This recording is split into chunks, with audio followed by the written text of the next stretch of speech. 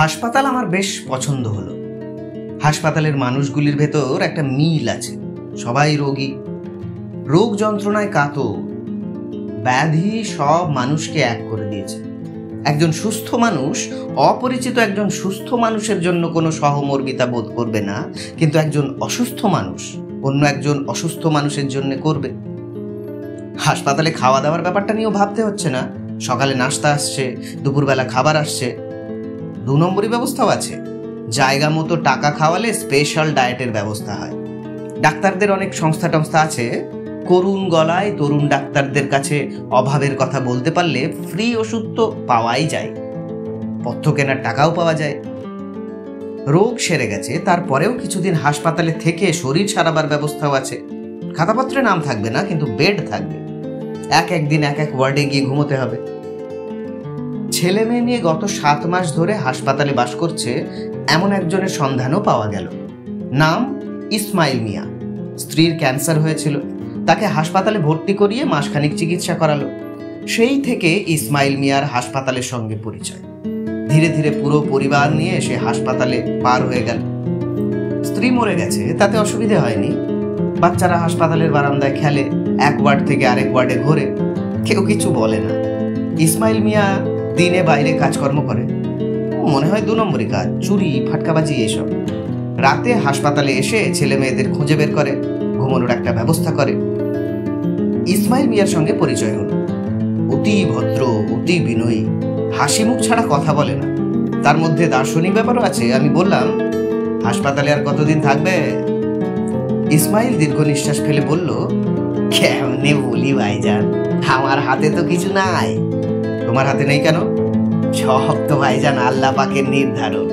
আল্লাহ পাক নির্ধারণ করে রেখেছে আমি বাল বাচ্চা নিয়ে হাসপাতালে থাকবো, এই জন্যে আছি। যেদিন নির্ধারণ করবেন আর দরকার নাই, সেই দিন বিদায়। আল্লাহ পাকের হুকুম ছাড়া তো ভাইজান কিছুই হওয়ার উপায় নাই। তাও ঠিক, সামান্য যে পিপিলিকা, আল্লাহ পাক তারও খবর রাখেন। আপনার পায়ের তলায় পইরা 2টা পিপিলিকার মৃত্যু হবে, তাও আল্লাহ পাকের বিধান। আজরাইল আলাইহিস সালাম আল্লাহ পাকের নির্দেশে 2 পিপিলিকার জান কবজ করবে। ও আচ্ছা, এই জন্যই ভাইজান কোনো কিছু নিয়ে চিন্তা করি না। যার চিন্তা করার কথা সেই চিন্তা করতেছে, আমি চিন্তা কইরা কি করব? কার চিন্তা করার কথা? কার? আমার আল্লাহ পাকের। ইসমাইল মিয়া খুব আল্লাহ ভক্ত। সমস্যা হচ্ছে তার প্রধান কাজ চুরি। চুরির পক্ষেও সে ভালো যুক্তি দাঁড় করিয়েছে। চুরিতে আসলে কোনো দোষ নাই ভাইজান। ভালুক কি করে? পেটে খিদা লাগলে মৌমাছির মৌচাক থাইকা মধু চুরি করে, এর জন্য ভালুকের দোষ হয় না। এখন বলেন, মানুষের দোষ হইব কেমনে? বগার মা নামে এক বৃদ্ধার সঙ্গেও পরিচয় হলো। তিনি ঝাড়ফুঁক করেন, ঝাঁটার কাঠি নিয়ে রোগীদের ঝাড়েন, তাতে নাকি অতি দ্রুত রোগ আরোগ্য হয়। হাসপাতালে সর্বাধুনিক চিকিৎসার সাথে সাথে চলে ঝাড়ফুঁক। এই বৃদ্ধা 10 টাকার বিনিময়ে আমাকেও একদিন ঝেড়ে গেলেন। আমি 10 টাকার বাইরে আরো 50 টাকা দিয়ে ঝাড়ার মন্ত্র খানিকটা শিখে নিলাম। ও কালী সাধনা বিষ্ণু কালী মাতা, উত্তর দক্ষিণ পূর্ব পশ্চিম রও নাও ঈশানে যাও। বগার মার সঙ্গে অনেক গল্পগুজব করলাম।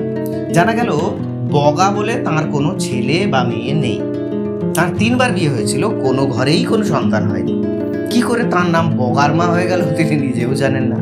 আমি বললাম, মা, ঝাড়ফুঁকে রোগ সারে? বগার মা অতি চমৎকৃত হয়ে বললেন, কি কও বাবা, ঠিক মতো ঝাড়তে পারলে ক্যান্সার সারে। আপনি সারিয়েছেন? অবশ্যই, 30 বছর ধরে ঝাড়তেছি। 30 বছরে ক্যান্সার ম্যান্সার কত কিছু ভালো করেছি। একটা কচকা ঝাড়া 10টা পেন্সিলি ইঞ্জেকশনের সমান, বুঝেছ বাবধান? তোমার যে ঝাড়া দিলাম, এই ঝাড়ার দেখবা আজ দিনে দিনে সিধা হইয়া দাঁড়াইবা। হাসপাতালে আমি অনেক কিছুই শিখলাম। হাসপাতালের ব্যাপারটা সম্ভবত আমার বাবার চোখ এড়িয়ে গিয়েছে, নয়তো তিনি অবশ্যই তার পুত্রকে কিছুদিন হাসপাতালে রেখে দিতেন এবং তার বিখ্যাত উপদেশমালার সঙ্গে আরও একটি উপদেশ যুক্ত। প্রতি বছর 2 বছর অন্তর হাসপাতালে 7 দিন থাকিবার ব্যবস্থা করিবে। মানুষের জরা ব্যাধি ও শোক তাহাদের পার্শ্বে থাকিয়া অনুধাবন করবার চেষ্টা করিবে। ব্যাধি কি, জীব জগতে ব্যাধি কেন বারবার আক্রমণ করে তাহা বুঝিবার চেষ্টা করিবে। তবে মনে রাখিও, ব্যাধিকে ঘৃণা করিবে না। ব্যাধি জীবনেরই অংশ। জীবন আছে বলিয়াই ব্যাধি আছে। কেমন আছেন হিমু সাহেব? জি ম্যাডাম, ভালো আছি। আপনার বুকে কনজেশন এখনো আছে? অ্যান্টিবায়োটিক যা দেয়া হয়েছে কন্টিনিউ করবেন, সেরে যাবে। Thank you madam. আপনাকে রিলিজ করে দেওয়া হয়েছে, আপনি চলে যেতে পারেন। Thank you madam. প্রতিটি বাক্যে একবার করে ম্যাডাম বলছেন কেন? ম্যাডাম শব্দটা আমার পছন্দ না, আর বলবেন না। জি আচ্ছা, বলবো না। আপনার হাতে কি সময় আছে? সময় থাকলে আমার চেম্বারে আসুন, আপনার সঙ্গে কিছুক্ষণ গল্প করি। জি আচ্ছা। আমি তরুণী ডাক্তারের পেছনে পেছনে যাচ্ছি। তার নাম ফারজানা। সুন্দর মানুষকেও সবসময় সুন্দর লাগে না, কখনো খুব সুন্দর লাগে, কখনো মোটামুটি লাগে। এই তরুণীকে আমি যতবার দেখেছি ততবারই মুগ্ধ হয়েছি। অ্যাপ্রন ফেলে দিয়ে ফারজানা যদি ঝলমলে একটা শাড়ি পরতো তাহলে কি হতো? ঠোঁটে গাঢ় লিপস্টিক, কপালে টিপ, হালকা নীল একটা শাড়ি, কানে ঝুলবে নীল পাথরের ছোট্ট দুল। এই মেয়ে কি বিয়ে বাড়িতে সেজেগুজে যায় না? তখন চারিদিকের অবস্থাটা কি হয়? বিয়ের কোণে নিশ্চয়ই মন খারাপ করে ভাবে, এই মেয়েটা কেন এসেছে? আজকের দিনে আমাকে সবচেয়ে সুন্দর দেখানোর কথা, এই মেয়েটা সেই জায়গা নিয়ে নিয়েছে। এটা সে পারে না।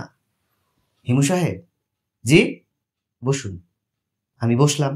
আমার সামনে পিরিচে ঢাকা একটা চায়ের কাপ। ফারজানার সামনেও তাই। চা তৈরি করে সে আমাকে নিয়ে এসেছে। আমি তার ভেতরে সামান্য হলেও কৌতূহল জাগিয়ে তুলতে পেরেছি। হিমু সাহেব। জি। আপনি কি সিগারেট খান? কেউ দিলে খাই। নিন, সিগারেট খান। ডাক্তাররা সব রোগীকে প্রথম যে উপদেশ দেয় তা হচ্ছে সিগারেট ছাড়ুন। সেখানে আমি আপনাকে সিগারেট দিচ্ছি, কারণ কি বলুন তো? বুঝতে পারছি না। কারণ আমি নিজে একটা সিগারেট খাবো। ছেলেদের সঙ্গে পাল্লা দিতে গিয়ে সিগারেট ধরেছিলাম। ছেলেরা সিগারেট খাবে, আমরা মেয়েরা কেন খাবো না? এখন এমন অভ্যাস হয়ে গেছে যে এর থেকে বেরোতে পারছি না। চেষ্টাও অবশ্য করছি না। ফারজানা সিগারেট ধরালো।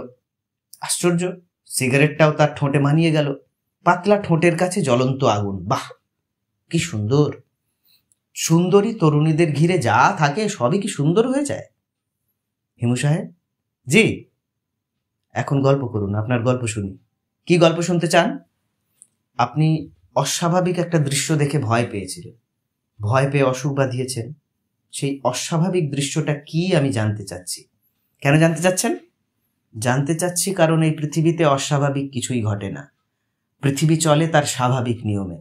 মানুষ সেই সব নিয়ম একে একে জানতে শুরু করেছে। এই সময় আপনি যদি অস্বাভাবিক দৃশ্য দেখতে শুরু করেন তাহলে তো সমস্যা। মানুষ কি সব কিছু জেনে ফেলেছে?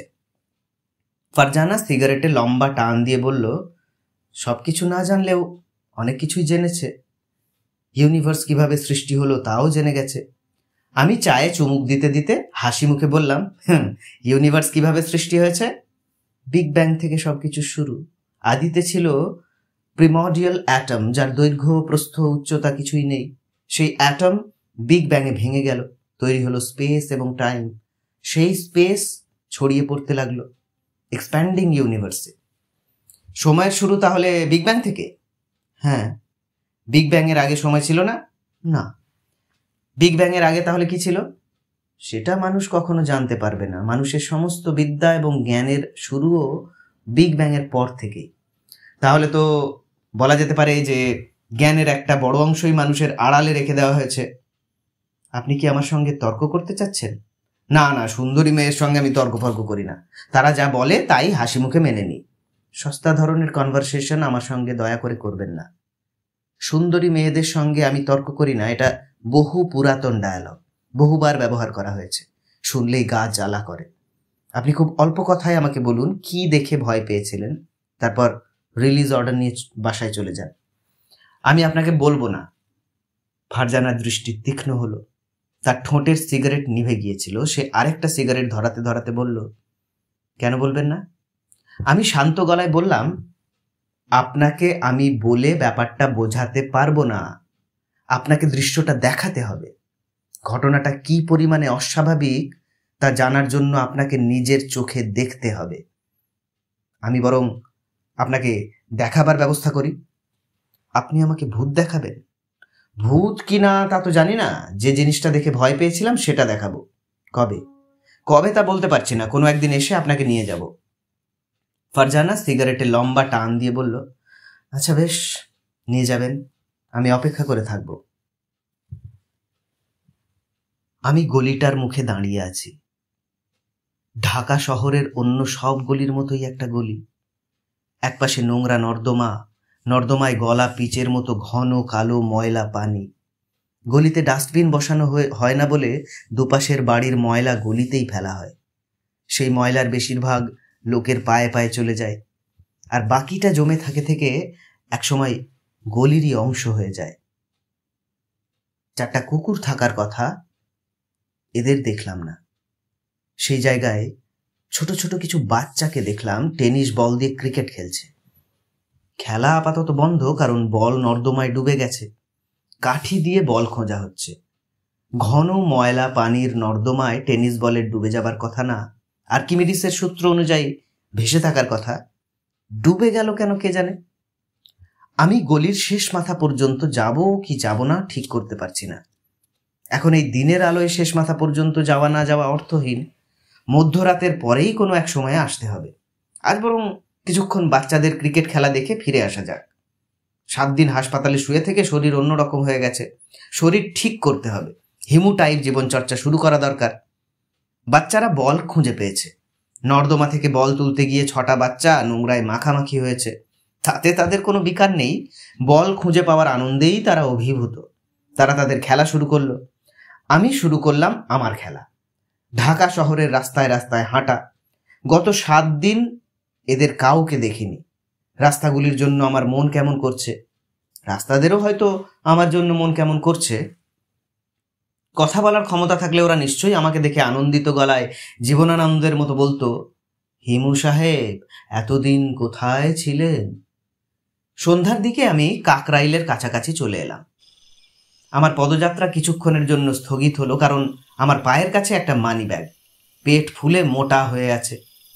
আমার কাছে মনে হলো মানি ব্যাগটা চিৎকার করে বলছে, এই গাধা, চুপ করে দাঁড়িয়ে আছোস কেন? আমাকে তুলে পকেটে লুকিয়ে ফেল, কেউ দেখছে না। কালো পিচের রাস্তায় কালো রঙের মানি ব্যাগ চট করে চোখে পড়ে না, তাছাড়া অন্ধকার ছেয়ে এসেছে। অন্ধকারে লোকজন মাটির দিকে তাকিয়ে হাঁটে না, সোজাসুজি তাকিয়ে হাঁটে। এই জন্যই কি কারো চোখে পড়েনি? তারপরেও পেট মোটা একটা মানিব্যাগ রাস্তায় পড়ে থাকবে আর তা কারো চোখে পড়বে না, এটা ঠিক বিশ্বাসযোগ্য না। আমি 7 দিন রাস্তায় ছিলাম না। এই 7 দিনে বাংলাদেশের রাজপথগুলিতে কি অবিশ্বাস্য কাণ্ড কারখানা ঘটতে শুরু করেছে? আমি হাত বাড়িয়ে মানিব্যাগ তুললাম। অতিরিক্ত পেট মোটা মানিব্যাগে সাধারণত মালপানি থাকে না, কাগজপত্রে ঠাসা থাকে। এখানেও হয়তো তাই। তুলে ঠক খাবো। আমার আগে অনেকেই এই ব্যাগ তুলে ঠক খেয়ে আবার ফেলে দিয়েছে। এমনও হতে পারে সে ঘাপটি মেরে দূরে দাঁড়িয়ে আছে মজা দেখার জন্য। ব্যাগ খুললাম। গুপ্তধন পাওয়ার মতো আনন্দ হলো। ব্যাগ ভর্তি টাকা, রাবারের রিবন দিয়ে বাঁধা 500 টাকার নোটের স্তূপ। 30-35 হাজার তো হবেই, বেশিও হতে পারে। ব্যাগটা ঝট করে পাঞ্জাবির পকেটে লুকিয়ে ফেলতে যাব, তখন মনে হলো আমার পাঞ্জাবির পকেট নেই। আমি হচ্ছি হিমু, হিমুদের পাঞ্জাবির পকেট থাকে না। হিমুরা অন্যের মানিব্যাগ এমন ঝট করে লুকিয়েও ফেলতে চায় না। এখন কি করব? ব্যাগটা যেখানে ছিল সেখানে ফেলে রাখবো? অসম্ভব। রাস্তায় পড়ে থাকা 10 টাকার একটা নোট ফেলে রেখে চলে যাওয়া যায়, কিন্তু 500 টাকার নোট ফেলে রেখে চলে যাওয়া যায় না। নোটটা চুম্বক হয়ে মানব সন্তানদের আকর্ষণ করতে থাকে। অতি বড় যে সাধু, তার ভেতরেও লুকিয়ে থাকে একটা ছিঁচকে চোর। ব্রাদার, আপনার হাতে এটা কি মানিব্যাগ? আমি পাশ ফিরলাম। ছুঁচালো চেহারার এক যুবক দাঁড়িয়ে আছে। ঘুম থেকে উঠে হাত মুখ না ধুলে চেহারায় যেমন অসুস্থ ভাব লেগে থাকে, তার মুখে সেই অসুস্থ ভাব। চোখ হলুদ, ঠোঁট কালচে মেরে আছে। নিচের ঠোঁট খানিকটা ঝুলে গেছে। ঠোঁটের ফাঁক দিয়ে দাঁত দেখা যায়। তবে কাপড় চোপড় বেশ পরিপাটি, শুধু জুতো জোড়া ময়লা। অনেক দিন কালি করা হয়নি, রং চটে গেছে। একটু দূরে আরও একজন, তার চেহারাও ছুঁচালো, তার মুখেও অসুস্থ ভাব এবং চোখ হলুদ। কোনো ডাক্তার দেখলে দুজনকেই বিলুরিবিন টেস্ট করতে পাঠাতেন। আমি এই জাতীয় যুবকদের চিনি। সামান্য চুরি থেকে শুরু করে মানুষের পেটে 10 ইঞ্চি ছুরি ঢুকিয়ে মোচড় দেওয়ার মতো অপরাধ এরা খুব স্বাভাবিক ভঙ্গিতে করতে পারে। এরা কখনো একা চলাফেরা করে না, আবার এদের দল বড়ও হয় না, দুজনের ছোট ছোট দল। দুজনের একজন সাধারণত দুবলা পাতলা ওস্তাদ, তিনি হুকুম দেন, অন্যজন সেই হুকুম পালন করেন। এই দলটা যিনি ওস্তাদ, তিনি আবার কথা বললেন, কি ব্রাদার, কথা বলছেন না কেন, হাতে কি মানি ব্যাগ? আমি হাই তোলার মতো ভঙ্গি করে বললাম, তা আই তো মনে হয়। কুড়িয়ে পেয়েছেন? কুড়িয়ে পাবো কিভাবে, মানি ব্যাগ তো আর ফুল না যে পড়ে থাকবে আর কুড়িয়ে নেব। পেয়েছেন কোথায়? চিন্তাই করেছি। দ্বিতীয় ছুঁচালো যুবক এবার হালকা চালে এগিয়ে আসছে।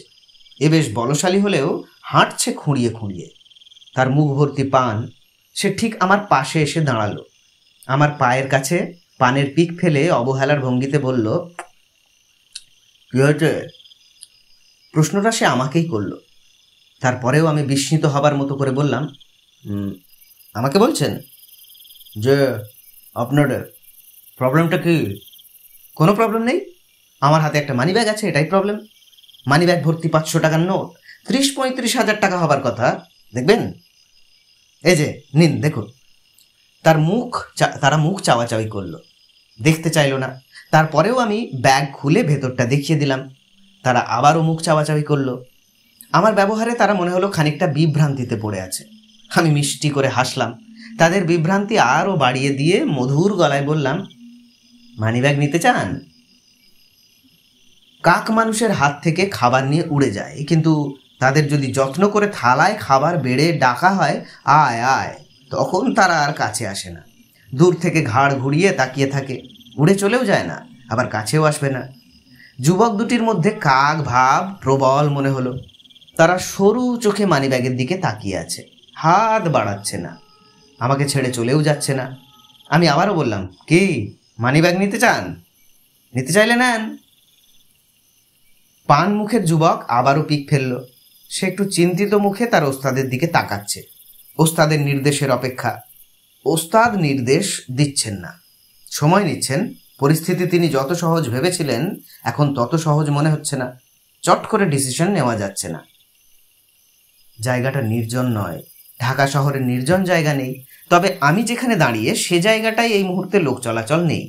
ওস্তাদ এবং সাগরেদের আমার দুপাশে দাঁড়িয়ে আছে। ওস্তাদের বাঁ হাত প্যান্টের পকেটে। লোকটি সম্ভবত বাঁয়া এবং সে তার বাঁ হাতে খুর ধরে আছে। যে কোনো মুহূর্তে খুর বের করবে, সেই মুহূর্তের জন্য অপেক্ষা। আমি হঠাৎ করে লম্বা লম্বা পা ফেলে হাঁটা শুরু করলাম। তারা একটু হকচকিয়ে গেল, তবে তৎক্ষণাৎ আমার পেছনে পেছনে আসতে শুরু করলো। ওস্তাদ বিশেষ ভঙ্গিতে কাশলেন। সঙ্গে সঙ্গে সাগরেদ প্রায় দৌড়ে আমার সামনে চলে এলো। এখন আমরা 3 জন হাঁটছি। সাগরেদ সবার আগে, মাঝখানে আমি এবং পেছনে ওস্তাদ। ওরা আমার হাত থেকে মানিব্যাগটা নিয়ে দৌড় দিচ্ছে না কেন বুঝতে পারছি না। সবচেয়ে সহজ এবং যুক্তিযুক্ত কাজ হলো মানিব্যাগ নিয়ে দৌড় দেয়া। অবশ্যই এদের নানা রকম টেকনিক আছে, এরা কোন টেকনিক ফলো করছে কে জানে। কাকরাইলের আশেপাশের রাস্তায় একটা নিয়ম হলো, কথা নেই বার্তা নেই, হঠাৎ একদল তবলিগ জামাতি কোত্থেকে যেন উদয় হয়। এখানেও তাই হলো। 10-11 জনের একটা দল, পোটলা পুটলি বদনা ছাতা নিয়ে উপস্থিত। হাসি খুশি কাফেলা। তারা চলেছে আমাদের সঙ্গে সঙ্গে। আমি মাথা ঘুরিয়ে আবার পেছনে ওস্তাদের দিকে তাকালাম। বেচারার মুখ হতাশায় মিইয়ে গেছে, নিচের ঠোঁট আরও নেমে গেছে।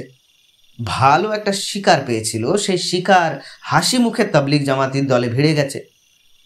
তবলিগের দল কাকরাইল মসজিদের দিকে চলে গেল। আমি ইচ্ছা করলে ওদের সঙ্গে ভিড়ে যেতে পারতাম, তা করলাম না। আমি রওনা হলাম চায়ের দোকানের দিকে। ওস্তাদ এবং সাগরেদের মধ্যে নতুন উৎসাহ দেখা দিল। তারা চোখে চোখে কিছু কথা বলল।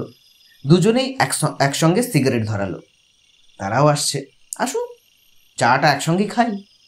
হাসপাতাল থেকে ছাড়া পেয়েই মজাদার নাটকের ভেতরে ঢুকে গেছি, ভালো লাগছে। নাটকের শেষটা রক্তারক্তি পর্যন্ত না গড়ালেই হয়। চায়ের দোকানের মালিকের নাম কাউছার মিয়া। এক মধ্যরাতে তার সঙ্গে আমার পরিচয় হয়েছিল। কাউছার মিয়ার ধারণা সেই রাতে আমি তাকে ভয়ঙ্কর বিপদ থেকে উদ্ধার করেছিলাম। মধ্যরাতের পরিচিত জনরা সাধারণত সন্ধ্যা রাতে কেউ কাউকে চেনেন না। কাউছার মিয়া চিনল। আরে হিউ ভাইয়া আপনি, এই বলে সে চিৎকার দিল, তাতে নামাজ ভঙ্গ করে কাকরাইল মসজিদের মুসল্লিদের ছুটে আসবার কথা। তারা ছুটে এলেন না, তবে ওস্তাদ ও সাগরেদের আক্কেল গুড়ুম হয়ে গেল। কাউছার মিয়া চায়ের দোকানে মালিক হলেও তাকে দেখাচ্ছে ভীম ভবানীর মতো। সে আদর করে কারো পিঠে থাবা দিলে সেই মানব সন্তানের মেরুদণ্ডের বেশ কিছু হাড় খুলে পড়ে যাবার কথা। কাউছার মিয়া চিৎকার দিয়েই থামল না, দোকান ফেলে ছুটে এসে পায়ে পড়ে গেল, যেন অনেক দিন পর শিষ্য তার গুরুর দেখা পেয়েছে। চরণধুলি নেওয়া পর্যন্ত শিষ্য গুরুর সাক্ষাৎ সম্পূর্ণ হবে না। হে আপনি যে আবার দেখুন ভাবি নাই, আল্লাহ পাকের খাস রহমত আপনারে পাইছি। আছেন কেমন হিমু ভাই? ভালো। আপনি একটা বৈর আচার্য মানুষ, এখন কন কেমনি আপনার খেদমত করি? চা খাওয়াও, পয়সা কিন্তু দিতে পারবো না। কাউছার হতভম্ব গলায় বলল, পয়সার কথা তুললেন, এই থাইকা জুতা দিয়া দুই গালে দুইটা বাড়ি দিতেন। আমি ওস্তাদ ও সাগরেদেরকে দেখিয়ে বললাম, আমার দুজন গেস্ট আছে, এদেরও চা দাও। কাউছার মিয়া তার সব কটা দাঁত বের করে বলল, আর কি খাইবেন কন? আর কিছু লাগবে না। সিগারেট আইনে দেই? দাও। কাউছার মিয়া দোকানের ছেলেটাকে পান সিগারেট আনতে পাঠালো। 3 শলা বেনসন, 3টা মিষ্টি পান, জর্দা, আলিদা। ওস্তাদ ও সাগরেদ পুরোপুরি থমকে গেল, তবে চলে গেল না, দাঁড়িয়ে রইল। এখন তাদের চোখ আমার হাতে ধরা মানিব্যাগের দিকে। আমি চায়ের কাপ তাদের দিকে বাড়িয়ে দিয়ে বললাম, ভাই চা খান, অনেকক্ষণ আমার পিছনে পিছনে ঘুরেছেন, নিশ্চয়ই টায়ার্ড। ওস্তাদ বললেন, চা খাবো না। সাগরেদও সঙ্গে সঙ্গে বলল, চা খাবো না। কাউছার মিয়া চোখ কপালে তুলে বলল, হিমু ভাইয়া চা সাজছে আর চা খাইবেন না? কোন কি আপনি? আশ্চর্য ঘটনা। ধরেন চা নেন। ওস্তাদ ও সাগরেদ দুজনেই শুকনো মুখে চায়ের কাপ তুলল। কাউছার মিয়া তার বেনসন সিগারেট এগিয়ে দিতে দিতে বলল, আপনাদের পরিচয়? ওস্তাদ ও সাগরেদ মুখ চাওয়াচাওয়ি করছে। আমি তাদের পরিচয় দান থেকে রক্ষা করলাম। কাউছারকে বললাম, শোনো কাউছার মিয়া, আমি একটা মানি ব্যাগ কুড়িয়ে পেয়েছি। মানি ব্যাগের টাকার পরিমাণ ভালোই, 30-35 হাজার তো বটেই। টাকাটা দিয়ে কি করা যায় বলো তো? কাউছারের মুখ হাঁ হয়ে গেল।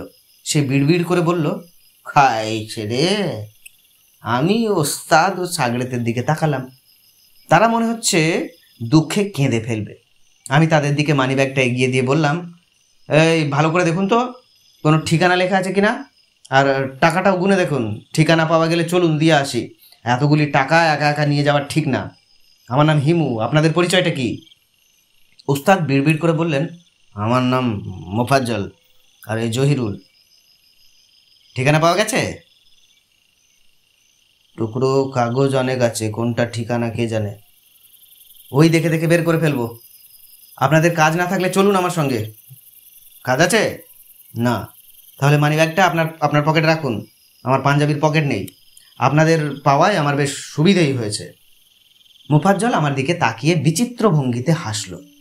আমি তার দিকে কঠিন চোখে তাকিয়ে তার চেয়েও বিচিত্র ভঙ্গিতে হাসলাম। বিচিত্র হাসিতে কাটাকাটি। কাউছার উৎসাহের সঙ্গে বলল, হে টেকাটা আগে গনেন, কত টেকা? জহিরুল টাকা গুনছে, বেশ আগ্রহের সঙ্গেই গুনছে। কাউছার বলল, আরেক দফা চা দিমু হিমু ভাই? দাও। মোফাজ্জল ভাই, জাহিরুল ভাই, আপনারে দিমু? জহিরুল টাকা গোনায় ব্যস্ত, সে কিছু বলল না। মোফাজ্জল উদাস গলায় বলল, দাও। আমরা রাত 2টার দিকে ঝিকাতলায় এক টিনের বাড়ির দরজায় প্রবল উৎসাহে কড়া নাড়তে লাগলাম। আমরা কড়া নাড়ছি বলাটা ঠিক হচ্ছে না। আমি কড়া নাড়ছি, বাকি দুজন চিমসা মুখে দাঁড়িয়ে আছে। এরা আমাকে ছেড়ে চলেও যাচ্ছে না, আবার সঙ্গে থাকার কোনো কারণও বোধহয় খুঁজে পাচ্ছে না। বেশ কিছুক্ষণ কড়া নাড়ার পর এক ভদ্রলোক বের হয়ে এলেন। 50-60 হবে বয়স, মাথার চুল ধবধবে সাদা। ভদ্রলোক মনে হয় অসুস্থ। কেমন উদ্ভ্রান্ত দৃষ্টি।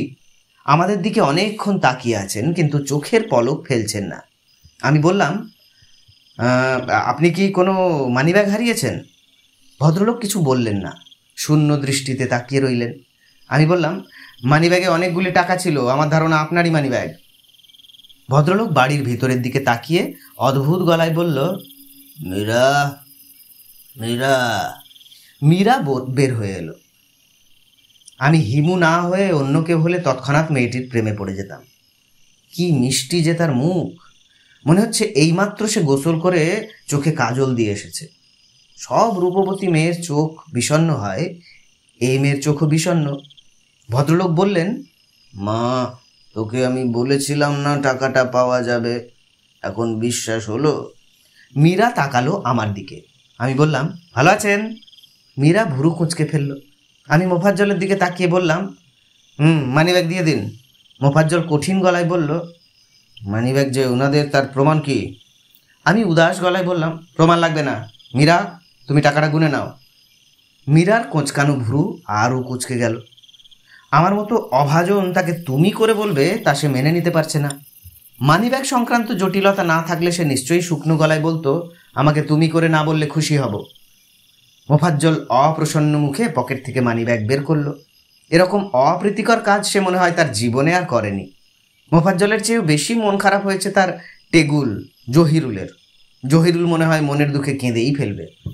ভদ্রলোক আবারও মীরাকে বললেন, বলেছিলাম না সব টাকা ফেরত পাবো, বিশ্বাস হলো? তুই তো কেঁদে অস্থির হলি। নে নে টাকাটা গুনে দেখ, 37,921 টাকা আছে। মীরা বলল, গুনতে হবে না। ভদ্রলোক বললেন, আহা গুনে দেখ না। আমি বললাম, মীরা তুমি সাবধানে গুনতে থাকো, আমরা চললাম। শুরুতেই তুমি বলায় মেয়েটা রেগে গেছে। তাকে আবারও তুমি বলে আরও রাগিয়ে দিয়ে বের হয়ে এলাম। মোফাজ্জল ক্রুদ্ধ গলায় বলল, এতগুলো টাকা ফেরত পেয়েছে, তার কোনো আলামত নাই? সালাদ দুনিয়া, লাথি মারি আমার দুনিয়ায়। জহিরুল বলল, 1,000 টাকা বকশিস দিলেও তো একটা কথা ছিল, কি বলেন ওস্তাদ? বকশিস না দেওয়াটা অধর্ম হয়েছে। আমি বললাম, বকশিস পেলে কি করতেন? জহিরুল দীর্ঘ নিঃশ্বাস ফেলে বলল, কি আর করতাম, মাল খাইতাম। গত 4 দিন কিছু আঙুল পরিমাণ বাংলা খাইছি। 3 আঙুল বাংলায় কি হয় কন? হ্যাঁ, 3 আঙুল মাল ইচ্ছা করলে একটা মশাও খেতে পারে। মাল খাওয়া তো দূরের কথা, আজ সারাদিন ভাতও খাই নাই। আপনার পিছে পিছে ওই রেফিকির হয়ে হাঁটতেছি। আজ যত হাঁটা হাঁটছি একটা ফকিরও অত হাঁটা হাঁটে না। মোফাজ্জল বিরক্ত মুখে বলল, চুপ কর, এত কথার দরকার কি? হিমু ভাইয়া বিদায় দেন, আমরা এখন যাই। যাবেন কোথায়? জানি না কই যাব। আপনার সঙ্গে চলেন, আমার সঙ্গে চলেন, মাল খাওয়াবো। মোফাজ্জল সরু চোখে তাকিয়ে রইল। সে আমার কথা বিশ্বাস করতে পারছে না, আবার অবিশ্বাসও করতে পারছে না। বিশ্বাস ও অবিশ্বাসের মাঝামাঝি বাস করা খুবই কষ্টকর। মোফাজ্জল আছে সেই কষ্টে। কি যাবেন? সত্যি মাল খাওয়াবেন? কি খাওয়াবেন? বাংলা? বাংলা ইংরেজি জানি না, তবে খাওয়াবো। চলেন যাই। মোফাজ্জল অনিষ্ঠার সঙ্গে হাঁটছে, তবে জহিরুলের চোখ চকচক করছে। কিছু মানুষ আছে যাদের জন্মই হয় শিষ্য হবার জন্য। জহিরুল হলো সেই মানুষ। এরা কখনো বিশ্বাস অবিশ্বাসের মাঝামাঝি বাস করে না। এরা বাস করে বিশ্বাসের জগতে। যে যা বলে তাই বিশ্বাস করে। জহিরুল বলল, হে ভাই, আপনারে আমার পছন্দ হয়েছে। কেন? জানি না কেন, মাল খাওয়াতে নিয়ে যাচ্ছি এই জন্যে। হইতে পারে। আপনার পকেটে সিগারেট আছে হিমু ভাই? একটা সিগারেট দেন না, ধরাই। আমার পাঞ্জাবির পকেট নেই, আবার সিগারেট? সত্যই আপনার পাঞ্জাবির পকেট নাই? পাঞ্জাবির পকেট যে নেই তা আমি দেখালাম। মোফাজ্জল বলল, টাকা পয়সা কই রাখেন? পায়জামার সিক্রেট পকেটে। আমি হাসি মুখে বললাম, আমার কোনো সিক্রেট পকেট নেই, আমি সঙ্গে কোনো টাকা পয়সা রাখি না। মোফাজ্জল আবারও বিশ্বাস অবিশ্বাসের মাঝামাঝি জগতে চলে গেল। আগের অবস্থা, আমার কথা বিশ্বাস করতে পারছে না, আবার অবিশ্বাসও করতে পারছে না। সে দারুণ অস্বস্তির মধ্যে পড়েছে। তবে জহিরুল আমার কথা বিশ্বাস করেছে। আমি তাদের নিয়ে বাদলদের বাড়িতে উপস্থিত হলাম। এত রাতে কারোরই জেগে থাকার কথা না, কিন্তু আমি জানি তারা সবাই জেগে আছে। আমার মন বলছে, প্রবলভাবেই বলছে।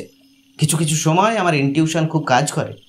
আমি বড় ফুপার কাছে প্রতিজ্ঞা করেছি বাদলের ত্রিসীমানায় থাকবো না। নির্বিঘ্নে বাদলের বিয়ে হয়ে যাবে। এখন প্রতিজ্ঞা ভঙ্গ করে রাত 2:30টেই দুটো উটকো লোক নিয়ে উপস্থিত হলে ঘটনা কি ঘটবে কে জানে। বড় ফুপা ব্যাপারটা খুব সহজভাবে নেবেন বলে মনে হয় না, তবে সম্ভাবনা 90% যে তিনি ইতিমধ্যে বোতল নিয়ে ছাদে বসে গেছেন। কারণ আজ বৃহস্পতিবার, ফুপার মদ্যপান দিবস। বোতল নিয়ে বসার জন্য সুন্দর অজুহাতও আছে। ছেলের বিয়ের কথাবার্তা হচ্ছে। এই তো সেদিন ছোট্ট একটা ছেলে ছিল, শীতের দিনে বিছানায় পি পি করে কাঁদো কাঁদো গলায় বলতো, মা কে যেন পানি ফেলে দিচ্ছে। সে আজ বিয়ে করে বউ আনতে যাচ্ছে। এ তো শুধু আনন্দের ঘটনা না, মহা আনন্দের ঘটনা। সেই আনন্দটাকে একটু বাড়িয়ে দেবার জন্য সামান্য কয়েক ফোঁটা দিয়ে গলা ভেজানো। বড় ফুপা দ্রবীভূত অবস্থায় থাকলে কোনো সমস্যা হবে না। মোফাজ্জল এবং জহিরুল এরাও ভাগ পাবে।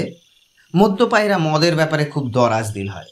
10টা টাকা ধার চাইলে এরা দেবে না, কিন্তু 3000 টাকা দামের বোতলের পুরোটা আনন্দের সঙ্গে অন্যকে খাইয়ে দেবে। যা ভেবেছি তাই। বাড়ির সব বাতি জ্বলছে, হাসির শব্দ শোনা যাচ্ছে, আনন্দ উছলে পড়ছে। খোলা জানালায় সে আনন্দ উছলে বের হয়ে আসছে। হাসির শব্দ, হইচইয়ের শব্দ, ছোট বাচ্চাদের কান্নাকাটির শব্দ। আমি কলিং বেলে হাত রাখবার আগেই দরজা খুলে গেল। বড় ফুপু দরজা খুললেন। তার পরনে লাল বেনারসি, ইদানিংকার ফ্যাশনের মতো কপালে সিঁদুর। বড় ফুপু হাসি মুখে বললেন, কিরে হিমু, তুই এত দেরি করলি? তোর জন্য বাদল এখনো না খেয়ে বসে আছে। আমি হাসলাম। দেরি করার অপরাধে খুবই লজ্জিত। এই টাইপের হাসি। ব্যাপারটা কি বুঝতে পারছি না। বাদলের বিয়ে হয়ে গেল নাকি? বিয়ে বোধ হয় না, মনে হচ্ছে গায়ে হলুদ। ফুপুর কপালে হলুদ লেগে আছে। আশ্চর্য, একটা দিন সময় মতো আসবি না? আমি কি রোজই ছেলের বিয়ে দেব? গায়ে হলুদের এমন জমজমাট অনুষ্ঠান, আর তুই নেই। বাদল অস্থির হয়ে আছে তোর জন্য, জিম মেরে আছিস। ব্যাপার কি? হ্যাঁ, কথা বলছিস না কেন? হে, তোমাকে আসলে চিনতেই পারিনি, এই জন্যই চুপ করেছিলাম। মাই গড, তোমাকে তো দারুণ লাগছে। কে বলবে তোমার ছেলের বিয়ে? মনে হচ্ছে তোমারই বিয়ে হয়নি। পাম দেওয়া কথা বলবি না। দরজায় দাঁড়িয়ে আছিস কেন? আয়, ভেতরে আয়। আমি গলা নিচু করে বললাম, ফুপু, আমার 2জন গেস্ট আছে, ওদের নিয়ে আসবো। ওরা কোথায়? রাস্তায় দাঁড় করিয়ে রেখেছে। বাড়িতে ঢুকতে দাও কি না দাও জানি না তো। তোর কি বুদ্ধি শুদ্ধি দিন দিন চলে যাচ্ছে নাকি? আমার ছেলের বিয়েতে তুই বন্ধু নিয়ে আসবি না তো কি পাড়ার লোকের বিয়েতে আসবি? আর তোর আক্কেলটাই বা কিরকম? রাস্তায় দাঁড় করিয়ে রাখলি কেন? কোন হিসেবে বলতো? ওরা না জানি কি ভাবছে। কিছুই ভাবছে না, আমি নিয়ে আসছি। বাসায় আছেন? বাসা থাকবে না তো যাবে কোথায়? একটা অজুহাত পেয়েছে, ছেলের বিয়ে, বোতল নিয়ে ছাদে চলে গেছে। বাড়ি ভর্তি লোকজন, না জানি কি ভাবছে। তোমাকে কিন্তু দারুণ লাগছে ফুপু। শাড়ি কি কোনো নতুন কায়দায় পড়েছ? মোটাটা অনেকটা ঢাকা পড়েছে। সত্যি বলছিস? অবশ্যই সত্যি বলছি। রিনা বলছিল আমাকে নাকি স্লিম লাগছে। তুই কথা বলে সময় নষ্ট করিস না তো, তোর বন্ধুদের নিয়ে আয়, আমি খাবার গরম করছি। বন্ধুরা কিছু খাবে না ফুপু, ওরা খেয়ে এসেছে। আমি বাদলের সঙ্গে খাবো। ওরা ছাদে বসে ফুপার সঙ্গে গল্প করবে। ফুপা আমাকে দেখে আনন্দে অভিভূত হলেন। মাতালরা একটা পর্যায়ে যে কোনো ব্যাপারে আনন্দে অভিভূত হয়, তার এখন সেই অবস্থা চলছে। ফুপার মনেই নেই যে তিনি আমাকে আসতে নিষেধ করেছেন। আরে Himu, what a pleasant surprise! তোর কথাই ভাবছিলাম। ফুপা, এরা হলো আমার 2 বন্ধু, একজন মোফাজ্জল আর একজন জহিরুল। ফুপা মধুর গলায় বললেন, তোমরা কেমন আছো? তুমি করে বললাম, কিছু মনে করো না। হ্যাঁ, হিমু হলো আমার ছেলের মতো, সেই হিসেবে তোমরাও আমার ছেলে। দাঁড়িয়ে আছো কেন? বসো বসো। খুব ঠান্ডা তো, এই জন্যই এই 2 ফোঁটা হুইস্কি খাচ্ছি। তার উপর ছেলের বিয়ে, মহা আনন্দের ব্যাপার। মেয়ের বিয়ে হলে কষ্টের ব্যাপার হতো। মেয়ের বিয়ে মানে মেয়ের বিদায়, ছেলের বিয়ে মানে নতুন একটা মেয়ে প্রাপ্তি। এই উপলক্ষে সামান্য মদ্যপান করা ঠিক না? জহিরুল বলল, এই দিন যদি মাল না খাবেন তো কবে খাবেন? এই ব্যাপারটাই তো তোমাদের ফুপুকে বোঝাতে পারছিলাম না। শরৎচন্দ্রের দেবদাস পড়ে মেয়েরা ধরেই নিয়েছে মদ একটা ভয়াবহ ব্যাপার। পরিমিত মদ্যপান যে হার্টের কত বড় ওষুধ তা এরা জানে না। টাইম পত্রিকায় একটা আর্টিকেল ছাপা হয়েছে, সেখানে পরিষ্কার লেখা, যারা পরিমিত মদ্যপান করে তাদের হার্ট অ্যাটাকের রিস্ক অর্ধেক কমে যায়। তোমরা কি একটু খেয়ে দেখবে? মোফাজ্জল বলল, জি জি জি না, আপনি মুরব্বী মানুষ। লজ্জা করবে না তো, লজ্জা করবে না। খাও খাও খাও। এত বড় একটা আনন্দ উৎসব, আমি একা একা বসে আছি। তোমরা আসায় তাও কথা বলার লোক পাচ্ছি। এই হিমু, যা তো 2টো গ্লাস এনে দে। আর বোতল আরেকটা লাগবে। আমার ঘরে চলে যা, বুক শেলফের 3 নম্বর তাকে বইগুলোর পেছনে একটা ব্ল্যাক ডগের বোতল আছে। হে, এসব জিনিস একা খেয়ে কোনো আনন্দ নেই, তাই না তোফাজ্জল? স্যার, আমার নাম মোফাজ্জল। স্যার বলছো কেন? আমি হিমুর ফুপা, তোমারও ফুপা। এই যে সুটকা ছেলেটা, তারও ফুপা। তোমার নাম যেন কি? হে, জহিরুল। সুটকা ছেলে বলায় রাগ করনি তো? জি না না। তোমার ফুপুকে দেখার পর পৃথিবীর যে কোনো মানুষকেই আমার কাছে সুটকা মনে হয়। একবার কি হয়েছে শোনো, প্লেনে করে চিটাগং যাচ্ছি, সে দেখি প্লেনের সিটে ঢোকে না। হাস্যকর ঘটনা। এয়ার হোস্টেস আমি দুজনে মিলে ঠেলাঠেলি। এখনো মনে করলে লজ্জায় মরে যায়। আমি নিয়ে চলে এলাম। মোফাজ্জল আর জহিরুলকে নিয়ে আমার আর চিন্তা ভাবনার কোনো কারণ নেই। তারা মনের সুখে ব্ল্যাক ডগ খেতে পারবে। ফুপা যত্ন করে মুখে তুলে খাওয়াবেন। বোতল শেষ হলেও কোনো সমস্যা নেই। বিচিত্র সব জায়গা থেকে নতুন নতুন বোতল বের হবে। শেষের দিকে সিচুয়েশন আউট অফ হ্যান্ড হয়ে যাওয়ার সম্ভাবনা বেশি আছে। এক মাতাল হয় বিষণ্ণ প্রকৃতির, 2 মাতাল হয় মিত্রভাবাপন্ন, 3 মাতাল সর্বদাই ভয়াবহ। খাওয়া শেষ করে আমি বাদলের ঘরে গিয়ে বসেছি। বাদলের গায়ে সিল্কের পাঞ্জাবি, হাতে রাখি, চোখে মুখে লজ্জিত একটা ভাব। বিবাহ নামক অপরাধ করতে যাচ্ছে, এই কারণে সে যেন ছোট হয়ে আছে। তাকে দেখাচ্ছেও খুব সুন্দর। বিয়ের আগে আগে শুধু যে মেয়েরাই সুন্দর হয়ে যায় তা নয়, ছেলেরাও সুন্দর হয়। আমি বাদলের দিকে মুগ্ধ হয়ে তাকিয়ে আছি। বাদল, তোকে খুব সুন্দর দেখাচ্ছে। গায়ের রঙও তো মনে হয় খোলতাই হয়েছে। বাদল হাসি মুখে বলল, হলুদ দিয়ে ডলাডলি করে গায়ের চামড়া তুলে ফেলেছে, রং তো খোলতাই হবেই। বিয়ে হচ্ছে যার সঙ্গে, সেই মেয়েটার নাম কি? পুরনো ধরনের নাম, আঁখি। মেয়েটা কেমন? জানি না কেমন, কথা হয়নি তো। খুব সুন্দর, সবাই তো তাই বলছে। তুই বলছিস না? বাদল লজ্জা লজ্জা গলায় বলল, আমি বলছি। তোর খুব ভালো একটা দিনে বিয়ে হচ্ছে, 22শে ডিসেম্বর। অদ্ভুত, 22শে ডিসেম্বর কি খুব শুভ দিন হিমুদা? বৎসরের সবচেয়ে লম্বা রাতটা হলো 22শে ডিসেম্বরের রাত। তোরা দুজন গল্প করার জন্য অনেক সময় পাবি, এই কারণেই শুভ। বাদল লজ্জিত ভঙ্গিতে হাসল। হঠাৎ হাসি থামিয়ে বলল, আঁখির সঙ্গে কি নিয়ে কথা বলবো সেটাই বুঝতে পারছি না। বোকার মতো হয়তো কিছু বলবো, পরে সে এটা নিয়ে হাসাহাসি করবে। করুক না হাসাহাসি, তোর যা মনে আসে তুই তাই বলবি। তুই একটা কবিতা মুখস্থ করে যা। কি কবিতা? প্রেমের কবিতা? প্রেমের তো অনেক কবিতা আছে, কোনটা মুখস্থ করবো সেটা বলো। কোনটা বলবো? আমার তো 2-3 লাইনের বেশি কোনো কবিতায় মনে থাকে না। 2-3 লাইনই বলো। 1 সেকেন্ড দাঁড়াও, আমি কাগজ কলম নিয়ে লিখে ফেলি। হ্যাঁ। বাদল গম্ভীর ভঙ্গিতে বল পয়েন্ট আর কাগজ নিয়ে বসেছে। আমি কবিতা বলবো, সে লিখে মুখস্থ করবে, বাসর রাতে তার স্ত্রীকে শোনাবে। হাস্যকর একটা ব্যাপার, কিন্তু আমার কেন জানি হাস্যকর লাগছে না। বাদল বলল, কই চুপ করে আছো কেন, বলো। আমি বললাম, লিখে ফেল। এভাবে নয়, এভাবে ঠিক হয় না। নদীর বুকে বৃষ্টি পড়ে, পাহাড় তাকে সয় না। এভাবে নয়, এভাবে ঠিক হয় না। কিভাবে হয়? কেমন করে হয়? কেমন করে ফুলের কাছে রয়, গন্ধ আর বাতাস 2 জনে? এভাবে হয়, এমন ভাবে হয়।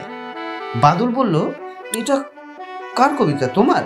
পাগল হয়েছিস, আমি কবিতা লিখি নাকি? এই কবিতা শক্তি চট্টোপাধ্যায়ের। কতদিন পর তোমাকে দেখছি, কি যে অদ্ভুত লাগছে।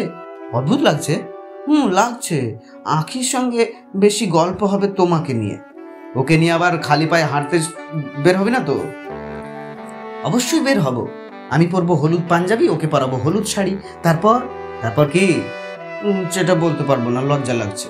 হিমুদা শোনো না, তোমার জন্য আমি খুব সুন্দর একটা গিফট এনেছি। আন্দাজ করো তো কি? আন্দাজ করতে পারছি না। একটা খুব দামি স্লিপিং ব্যাগ নিয়ে এসেছি। তুমি তো যেখানে সেখানে রাত কাটাও, ব্যাগটা থাকলে সুবিধে, ব্যাগের ভেতরে ঢুকে পড়বে। স্লিপিং ব্যাগে কালার তোমার পছন্দ হবে না, মেরুন কালার। অনেক খুঁজেছি, হলুদ পাইনি। বাদল স্লিপিং ব্যাগ নিয়ে এলো। বোঝাই যাচ্ছে অনেক টাকা দিয়ে কিনেছে। হিমুদা পছন্দ হয়েছে? খুব পছন্দ হয়েছে। ব্যাগটা থাকায় তোমার খুব সুবিধে হবে। ধরো তুমি জঙ্গলে জ্যোৎস্না দেখতে গিয়েছো, অনেক রাত পর্যন্ত জ্যোৎস্না দেখলে, ঘুম পেয়ে গেল, কোন একটা গাছের নিচে ব্যাগ রেখে তার ভেতরে ঢুকে গেলে। আমারও ইচ্ছে করছে। হিমুদা চলো না, কাছে পিঠের কোথাও একটা জঙ্গলে চলে যাই। ওই জয়দেবপুরের শালবনে গেলে কেমন হয়? বিয়ের আগে তোর কোথাও যাওয়া ঠিক হবে না। বিয়ে হয়ে যাক, তারপর তুই আর আঁখি, হিমু ও হিমি। আমি বাক্যটা শেষ করার আগেই রণরঙ্গিনী মূর্তিতে ফুপু ঢুকলেন। তিনি আমার দিকে তাকিয়ে খরখরে গলায় বললেন, তুই কাদের নিয়ে বাসায় এসেছিস? মদর দুটাকে জোগাড় করেছিস কোথায়? আমি হকচকিয়ে গিয়ে বললাম, কেন, ওরা কি করেছে? দুটোই তো ন্যাংটো হয়ে ছাদে নাচানাচি করছে, তোর ফুপাও নাচছে। বলো কি? তুই এক্ষুনি এই মুহূর্তে ওদের নিয়ে বিদায় হবি। আমি দীর্ঘ নিঃশ্বাস ফেলে উঠে দাঁড়ালাম। আমার বগলে বাদলের আনা মেরুন রঙের স্লিপিং ব্যাগ। ফুটপাতে যারা ঘুমায় দেখা যাচ্ছে তাদের কিছু নীতিমালা আছে, তারা জায়গা বদল করে না। ঘুমোবার জায়গা সবারই নির্দিষ্ট। যে নিউ মার্কেটের পাশে ঘুমোয় সে যদি সন্ধেবেলায় বাসা বোতে থাকে, সেও হেঁটে হেঁটে নিউ মার্কেটের পাশে এসে নিজের জায়গায় ঘুমোবে। কাজেই বস্তা ভাইকে খুঁজে বের করতে আমার অসুবিধে হলো না। দেখা গেল 7 দিন আগে তারা যেখানে ঘুমোচ্ছিল এখনো সেখানেই ঘুমোচ্ছে। পিতা এবং পুত্র চটের ভেতরে ঢুকে আরামে নিদ্রা দিচ্ছে। আমি তাদের ঘুম ভাঙালাম। বস্তা ভাইয়ের পুত্রের বয়স খুবই কম, 4-5 বছর হবে। কাঁচা ঘুম ভাঙায় সে খুবই ভয় পেয়েছে, চোখ বড় বড় করে তাকিয়ে আছে আমার দিকে। আমি বললাম, এই গাবলু, তোর নাম কি?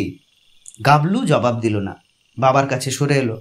বাবা বিরক্ত মুখে বলল, আপনার কি বিষয়, হ্যাঁ, জান কি? আমি হাসি মুখে বললাম, আমাকে চিনতে পারছেন না? আমি হচ্ছে আপনাদের সহনিদ্রক, একসঙ্গে ঘুমালাম, মনে নেই? শেষ রাতে জ্বর উঠে গেল, আপনি রিক্সা ডেকে আমাকে ধরাধরি করে তুলে দিলেন, মনে আছে? আপনি চান কি? কিছু চাই না, আপনাদের সঙ্গে একটু ঘুমোবো, অনুমতি চাচ্ছি। অনুমতির কি আছে? গভর্নমেন্টের জায়গা, ঘুমোতে ইচ্ছা করলে ঘুমাইবেন। আমি তাদের পাশে আমার স্লিপিং ব্যাগ বিছালাম। পিতা এবং পুত্র দুজনেই চোখ বড় বড় করে তাকিয়ে আছে। ব্যাগের জিপার খুলে আমি ভেতরে ঢুকে পড়লাম। তাদের বিস্ময়ের সীমা রইল না। আমি হাই তুলতে তুলতে বললাম, এই জিনিসটার নাম স্লিপিং ব্যাগ। এর অনেক সুবিধা। ভেতরে ঢুকে জিপার লাগিয়ে দিলে শীত লাগবে না, মশা কামড়াবে না, বৃষ্টির সময় ভিজতে হবে না, চোর এসে তুলে নিয়ে চলে যেতে পারবে না। চোর যদি নিতে চায় আমাকে শুদ্ধ নিতে হবে। বস্তা ভাই তার বিস্ময় সামলাতে পারল না, ক্ষীণ স্বরে বলল, এই জিনিসটার দাম কিরকম ভাইজান? আমি ঘুম ঘুম গলায় বললাম, জানি না, বলেই জিপার লাগিয়ে দিলাম। স্লিপিং ব্যাগটা আমি আসলে এনেছি এই দুজনকে উপহার হিসেবে দিয়ে দেওয়ার জন্য। হিমুরা স্লিপিং ব্যাগ নিয়ে পথে হাঁটে না। আমি ঠিক করেছি বাকি রাতটা স্লিপিং ব্যাগে ঘুমোবো। সকালে ব্যাগ থেকে বের হয়ে 1 কাপ চা খাবো, তারপর পিতা এবং পুত্রকে ব্যাগটা উপহার দিয়ে চলে যাব। আহা, এই দুজন আরাম করে ঘুমো। ছেলেটার চেহারা খুব মায়াকাড়া। কি নাম ছেলেটার? আচ্ছা, নামটা সকালে জানলেও হবে। এখন ভালো ঘুম পাচ্ছে। সামান্য দুশ্চিন্তাও হচ্ছে, বাদলের বাড়ি থেকে মুফাজ্জল এবং জহিরুলকে নিয়ে আসা হয়নি। এরা এতক্ষণে কি কাণ্ড করছে কে জানে। মনের আনন্দে ছাদ থেকে লাফিয়ে না পড়লেই হয়। স্লিপিং ব্যাগটা আসলেই আরামদায়ক। ঘুমে আমার চোখ জড়িয়ে আসছে। ভাইজান, ভাইজান। কে? আমার ছেলে আপনার এই জিনিসটা একটু হাত দিয়ে ছুঁয়া দেখতে চাই। ময়লা হবে, হাত যেন না দেয়। জি আচ্ছা। ছেলের নাম কি? সুলাইমান। ছেলের মা কোথায়? সেইটা ভাইজান এক বিরাট হিস্টোরি। থাক, বাদ দিন, বিরাট হিস্টোরি শোনার ইচ্ছা নেই, ঘুম পাচ্ছে। ভাইজান, জিনিসটার ভিতর কি 2 জন শোয়া যায়? তা যায়, বড় করে বানানো। বালিশ আছে? না, বালিশ নেই, বালিশের দরকার হয় না। এই যদি কিছু মনে না নেন ভাইজান, এই সুলেমান জিনিসটার ভিতরে কি একটু মানে দেখতে চাই, তার খুব শখ হয়েছে। আমি ভেতর থেকে বের হয়ে এলাম। পিতা এবং পুত্রের কাছে ব্যাগ বুঝিয়ে দিলাম। তারা হতভম্ব হয়ে আমার দিকে তাকিয়ে আছে। তাদের হতভম্ব দৃষ্টি দেখে আমার চোখে পানি আসার উপক্রম হলো। হিমুদের চোখে পানি আসতে নেই। আমি ওদের পেছনে ফেলে দ্রুত হাঁটছি। রাস্তার শেষ মাথায় এসে একবার পেছন ফিরলাম। পিতা পুত্র দুজনেই ব্যাগের ভেতরে ঢুকেছে। দুজনেই মাথা বের করে তাকিয়ে আছে আমার দিকে। কে জানে তারা কি ভাবছে।